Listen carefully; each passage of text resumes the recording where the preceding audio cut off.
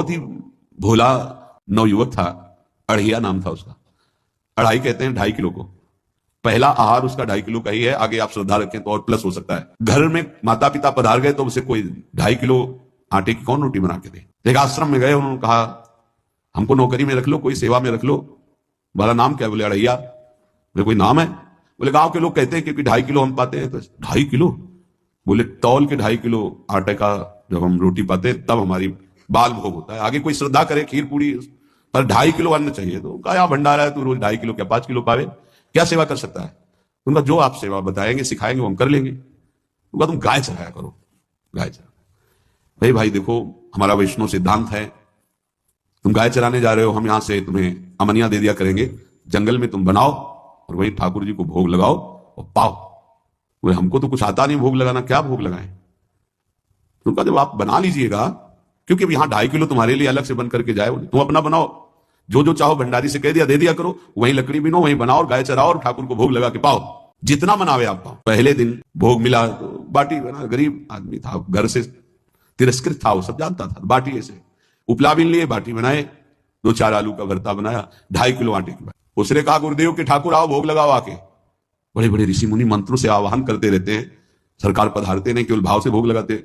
इतने लीला बिहारी प्रभु आ गए श्री राम जी।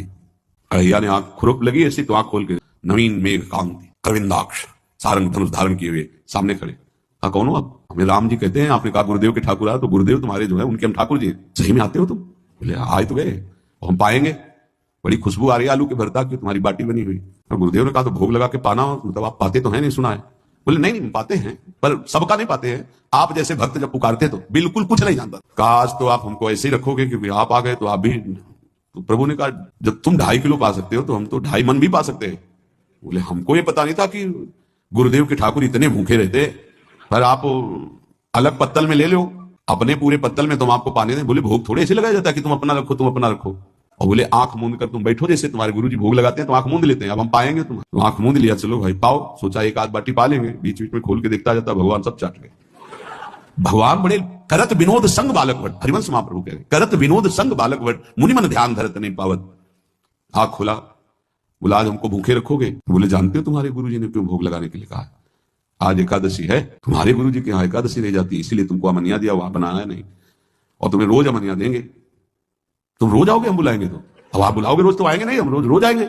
बोले तो ठीक है अगली बार से। बोले गुरुजी आपके ठाकुर जी आए थे, हमारी सारी बाटी खा गए हैं, 5 किलो आज से हम ले जाएंगे, 2.5 किलो आपके ठाकुर जी के लिए, 2.5 किलो अपने लिए। बहुत हंसी आएगी। वहां कुंतलों का सब भंडारी का देखो, पूछने की जरूरत नहीं, जितना कह दे दो।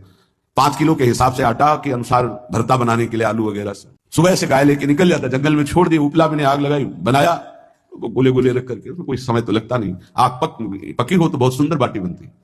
बाटी बनाया, भुरता बना के, पत्तल बड़े बड़े जंगल के से। कहा गुरुदेव के ठाकुर पधारो। वहां खोल के देखा साथ में सिया जी। उसने कहा ये कौन है? बोले हमारी अर्धांगिनी है। तो कल क्यों नहीं बताया था आपने कि अर्धांगिनी भी है?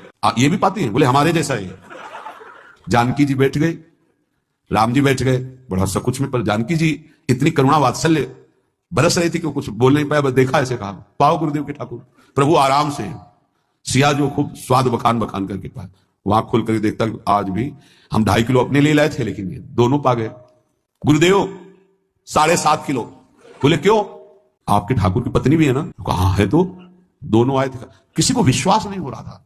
दे दो भाई, अरे गाय को खवाएगा, दे दो, कुछ करेगा, क्या कमी है? 7.5 किलो आटा। अब तो समय लगा, 3 बजे तक बाटी बन के तैयार हुई पत्तल में से। गुरुदेव के ठाकुर पधारो। बस उसको बुलाना होता था कि विनोदी प्रभु, साथ में लखन जी, राम जी, सिया जी, लखन। ये कौन है? बोले छोटे भाई। आपके भाई भी है? हाँ है। पहले अब परिवार में कितने लोग हुआ? पहले बता देते तो हम वो सब आ जाते हैं। लक्ष्मण जी से कहा बहुत सरल भगत है, नाराज मत होना, चुपचाप पा लो। तीनों बैठे, फिर बेचारा ऐसे रह गया। जब वो चले गए तो पत्तलों में जो किनका रहता था, एक अद्भुत आनंद। अगले दिन गया, बोले गुरुजी 10 किलो आटा चाहिए। वो कहा 10 किलो क्यों? बोले आपके ठाकुर जी भी आते हैं, उनके ठाकुरायन भी आते हैं, उनके परिवार के भाई भी आते हैं, गोरे गोरे थे वो। कैसे, इसको कैसे अनुभव हो सकता है? सियाराम लखन जी का बहुत हट किया। 10 किलो आटा लिया, बनाया, 4 बज गए, रखा। उस मन में सोच रहा था आपकी संख्या ना बढ़ जाए। कहा गुरुदेव के ठाकुर पधारो। विशाल गदा भयंकर स्वरूप हनुमान जी महाराज। आंख खोला तो 3 स्वरूप में प्रभु खड़े हुए थे, सियाराम लखन, हनुमान जी। पूछा ये कौन है? तो हनुमान जी से कहा कि आप उपला और लकड़ी इकट्ठा करो, भाई आदेश है भगत का। लक्ष्मण जी चूल्हा जला रहे हैं, व्यवस्था आग की, और सियाजू के आंखों में आंसू भी आ रहे हैं, धुआं भी लग रहा है, पर बना रहे हैं। उसने कहा बनाओ, हम गाय एकत्रित करके आ रहे हैं। और भागा, वो आश्रम में गया, बोले गुरुदेव आज पूरे परिवार सहित हमने फंसा लिया है आपके ठाकुर को। तो उनका क्या फंसा लिया है? बोले बड़े ठाकुर, छोटे ठाकुर, सेवक, उनकी पत्नी और 2 भाई उनके, पूरा परिकर, सब बना रहे रोटी बाटी सब। महाराज आप चलो, आपको शंका होती थी आज उनके हाथ कपाएंगे। तो उनको लगा कि पागल आदमी, राम जी, लखन जी, भरत, शत्रुघ्न, सिया जी, हनुमान जी, ये बड़े बड़े योगियों के ध्यान में आने वाले नहीं, ये कैसे एक गंवार आदमी जिसको कभी कोई नाम जपना नहीं आया, कोई ग्रंथ नहीं आया, उसके सामने। पर भगवान की दयालुता पर संशय नहीं करना चाहिए, चल के देखते हैं। जो जी भी वहां गए, चूंकि निरंतर भजन परायण थे, वहां गए तो पूरा राम दरबार उपस्थित, और बड़ा सुंदर व्यंजन स्वयं जानकी जी बना रहे। प्रभु के चरणों में साष्टांग दंडोत है। कहा प्रभु लीला समझ में नहीं आई। भगवान ने कहा देखो, जो ज्ञानी भक्त हैं उनके लिए मैं अत्यंत तर्क के द्वारा भी पकड़ में नहीं आता, जो विद्वान है उनकी विद्वता मुझे छू नहीं सकती, लेकिन जो दीन है और भोले हैं उनके सामने मैं अपने इस दिव्यता, इस महानता को देखो। तुम्हारे इस भक्त की आज्ञा पर हमारा पूरा परिकर लगा हुआ सेवा में। ठाकुर जी की कृपा से, गुरुदेव का प्रताप, जो ऐसा सौभाग्य मिला, परोसने में दोनों गुरु और शिष्य, पाने में प्रभु।